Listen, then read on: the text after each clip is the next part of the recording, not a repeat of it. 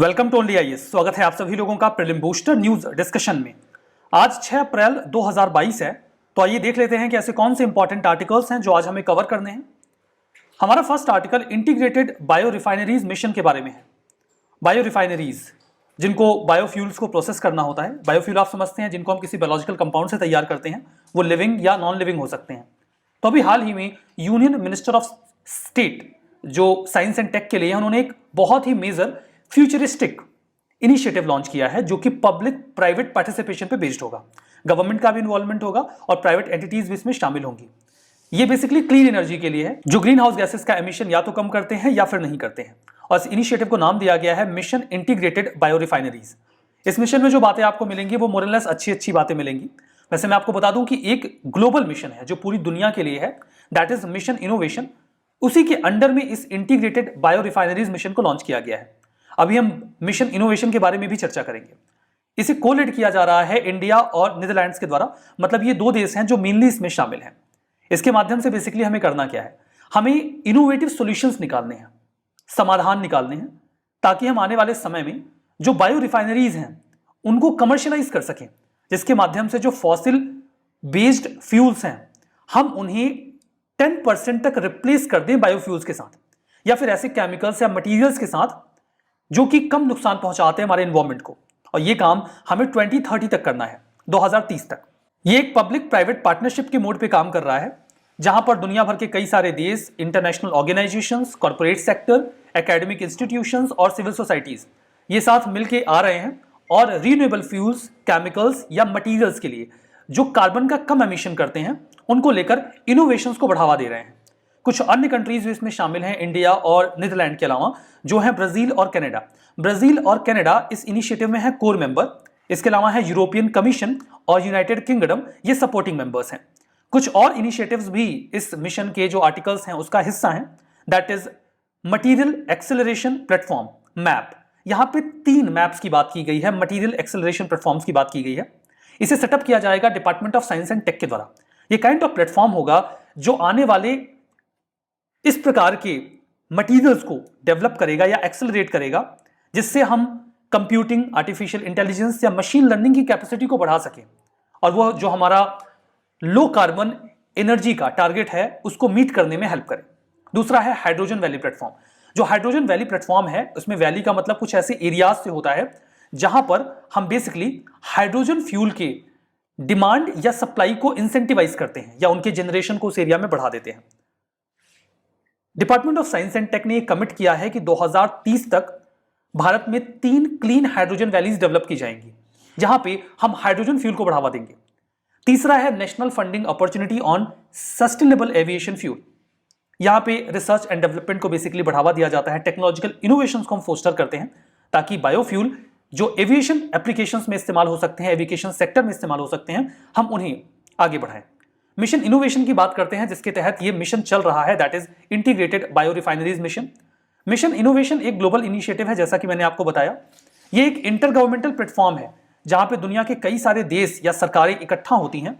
यहां पर फोकस होता है एक्शन और इन्वेस्टमेंट पे, ताकि हम क्लीन एनर्जी को लोगों के लिए अफोर्डेबल बना सकें, अट्रैक्टिव बना सकें और एक्सेसिबल बना सकें।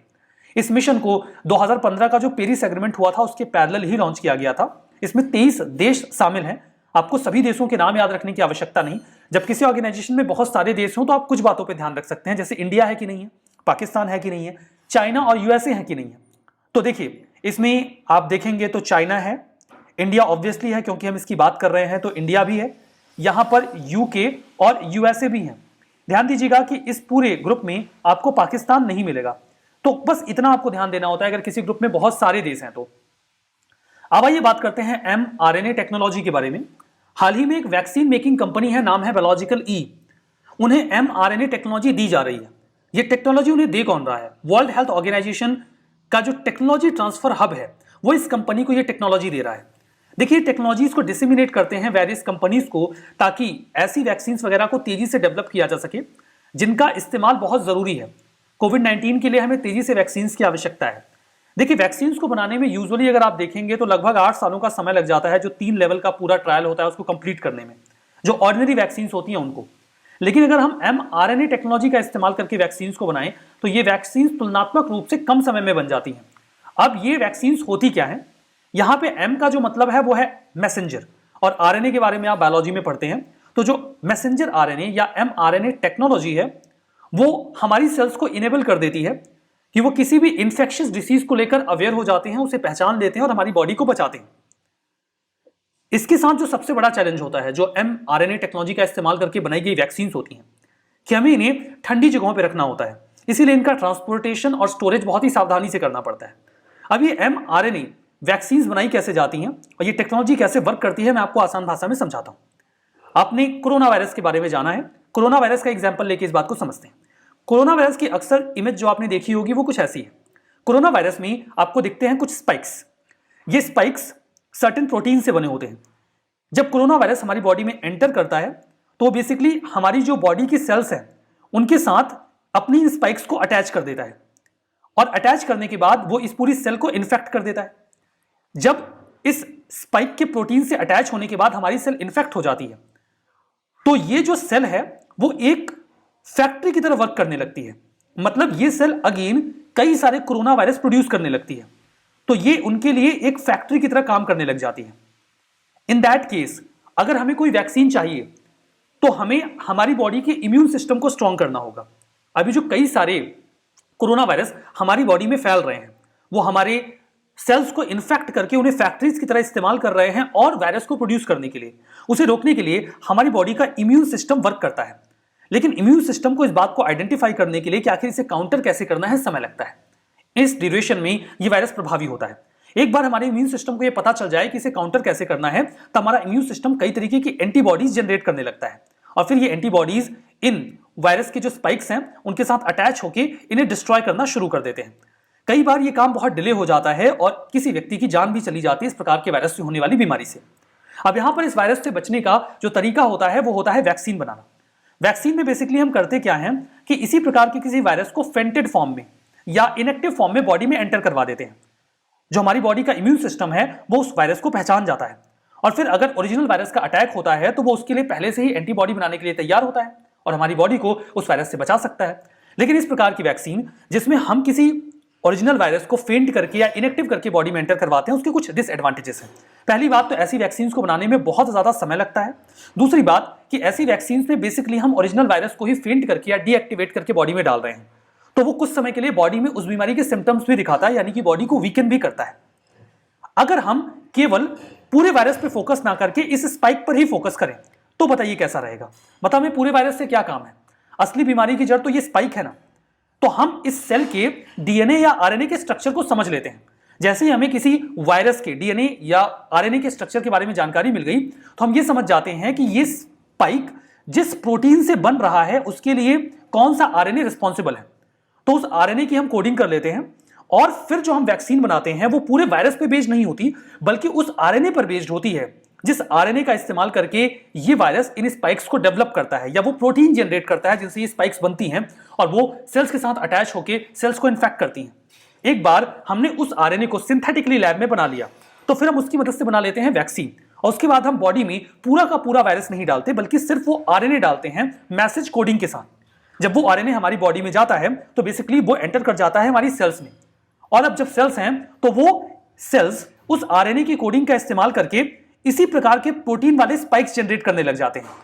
अब ये स्पाइक्स जैसे ही बॉडी में जाते हैं हमारा इम्यून सिस्टम एक्टिवेट हो जाता है और ऐसी स्पाइक्स को डिस्ट्रॉय करने के लिए एंटीबॉडीज तैयार कर लेता है। उसके बाद अगर वायरस का अटैक होता है तो ये एंटीबॉडीज ओरिजिनल वायरस से भी लड़ने के लिए तैयार होती हैं। इसका फायदा क्या होता है कि एमआरएनए, अब देखिए जो आरएनए हम बाहर लैब में बनाते हैं बेसिकली वो हमारी सेल्स के लिए एक मैसेंजर की तरह काम करता है। वो मैसेज देता है कि भाई आपको इस प्रकार का आरएनए तैयार करना है या प्रोटीन सिंथेसाइज करना है। इसीलिए इस प्रकार के आरएनए को जो बाहर से वैक्सीन के फॉर्म में भेजा जाता है उसे आरएनए की बजाय एमआरएनए या मैसेंजर आरएनए कहा जाता है। तो ये जो आरएनए होता है, पहली बात तो ये हमारी बॉडी में सिम्टम्स क्रिएट नहीं करता क्योंकि ये वायरस नहीं होता, केवल प्रोटीन होता है, और दूसरा इस प्रकार की वैक्सीन को बनाने में समय भी कम लगता है।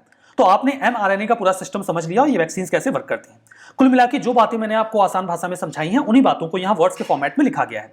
ये कुछ वायरल प्रोटीन्स होते हैं, एमआरएनए का इस्तेमाल करके या मैसेंजर आरएनए का इस्तेमाल करके हम डीएनए को या जो हमारी सेल्स हैं उनको इंस्ट्रक्शन दे देते हैं उस प्रकार के प्रोटीन्स को सिंथेसाइज करने को लेकर। फिर ये प्रोटीन्स बनने लग जाते हैं और हमारी बॉडी का जो इम्यून सिस्टम है वो उनके खिलाफ काम करना शुरू कर देता है। चूंकि ये जो आरएनए होते हैं ये सॉलिटरी होते हैं, मतलब उस वायरस से अलग होते हैं, तो हमारी बॉडी के डिफेंसिव रिस्पॉन्स सिस्टम को मजबूत तो करते हैं लेकिन सिम्टम्स क्रिएट नहीं करते उस बीमारी के। यह मामला mRNA टेक्नोलॉजी और उससे बनाई जाने वाली वैक्सीन का हो गया। WHO के टेक्नोलॉजी ट्रांसफर हब की बात करते हैं। यह कोविड-19 इमरजेंसी को एड्रेस करने के लिए तैयार किया गया।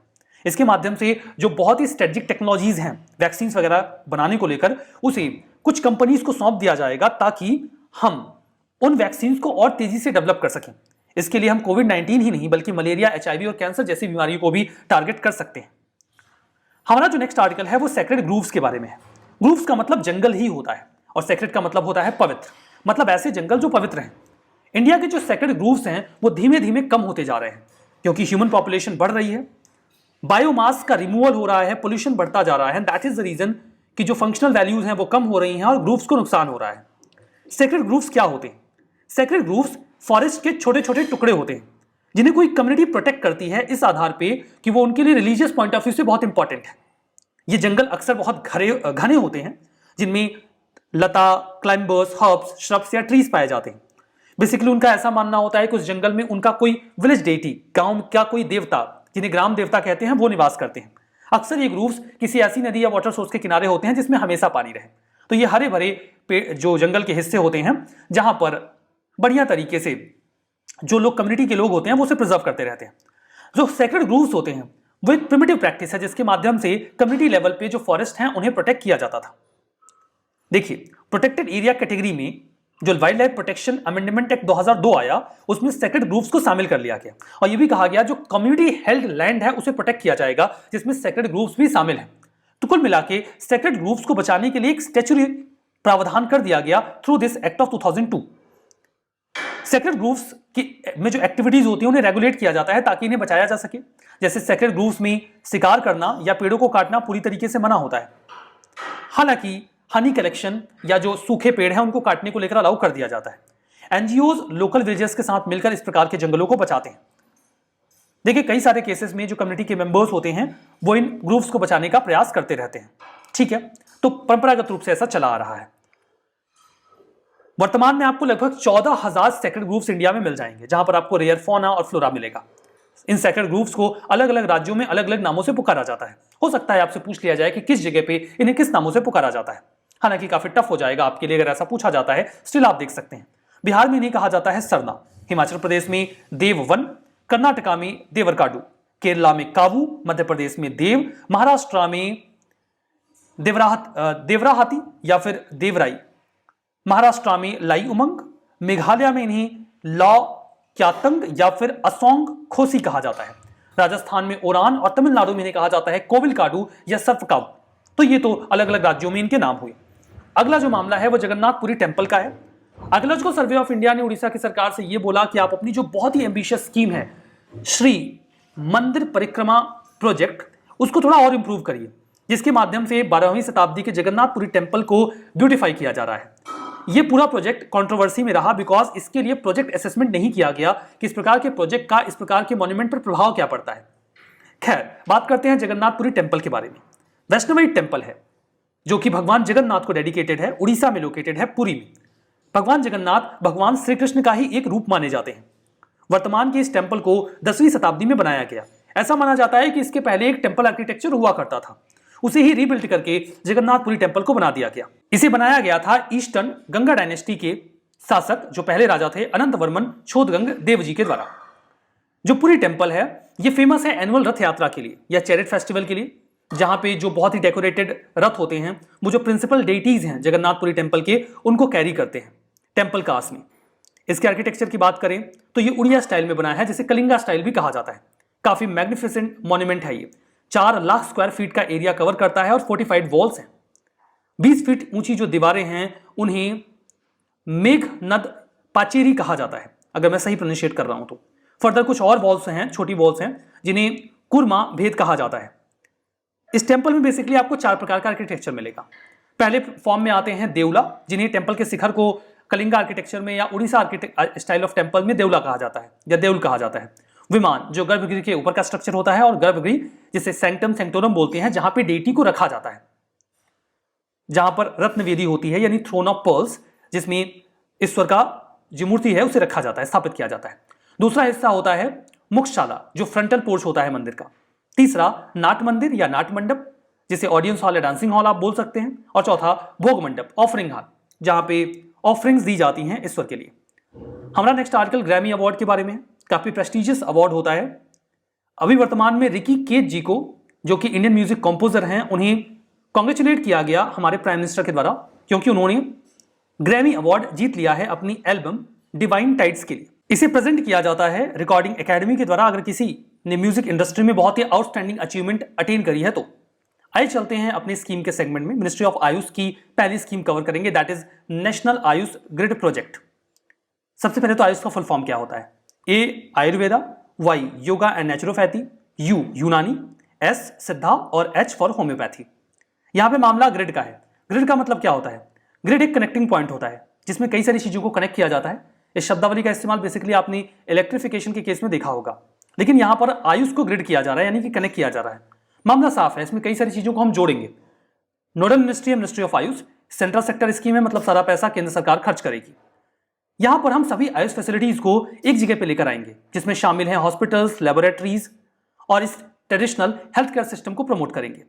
इसके ऑब्जेक्टिव ये है कि हम पूरे आयुष सेक्टर को डिजिटलाइज कर देंगे, ताकि हर लेवल पे जो आयुष सर्विसेज हैं, चाहे उसमें मेडिकेशंस वगैरह आते हो या रिसर्च एंड एजुकेशन हो, उसे हम एक जगह पे दे सकें। जो इनिशिएटिव है, इसके तहत आयुष संजीवनी मोबाइल ऐप डेवलप किया जाएगा और योगा लोकेटर मोबाइल ऐप भी इसमें शामिल रहेगा। इसके तहत देखिए 12,500 आयुष सेंटर्स डेवलप किए जा चुके हैं और आने वाले समय में 12,500 और health and wellness centre establish किए जाने हैं 2023-24 तक, जो कि आयुष से बिलोंग करेंगे। 3,399 करोड़ रुपए खर्च किए जाने हैं इस पूरे प्रोजेक्ट के लिए आने वाले 5 सालों में। सभी स्टेक होल्डर्स को इससे फायदा होगा और इसमें जो हमारा ट्रेडिशनल हेल्थ केयर है वो भी इंप्रूव करेगा। रिवीजन करते हैं। जगन्नाथपुरी टेम्पल वेस्ट बंगाल शुद्ध रूप से गलत है, उड़ीसा में है। इंटीग्रेटेड बायो रिफाइनरीज मिशन, इसे मिशन इनोवेशन के तहत लॉन्च किया गया, that's very true. Sacred groves Himachal Pradesh में इन्हें कहते हैं सरना, गलत है, ये तो बिहार में कहते हैं। Grammy award outstanding achievement music industry के लिए दिया जाता है रिकॉर्डिंग एकेडमी के द्वारा, ये सही है। मिशन इनोवेशन, ये गर्ल स्टूडेंट को हेल्प करता है कि वो रिसर्च एंड इनोवेशन में पार्टिसिपेट कर सकें, गलत है। ग्लोबल इनिशिएटिव है इनोवेशन के लिए, तो ये भी गलत हो गया। आज का हमारा ये सेशन यहां पे समाप्त होता है। बहुत बहुत धन्यवाद।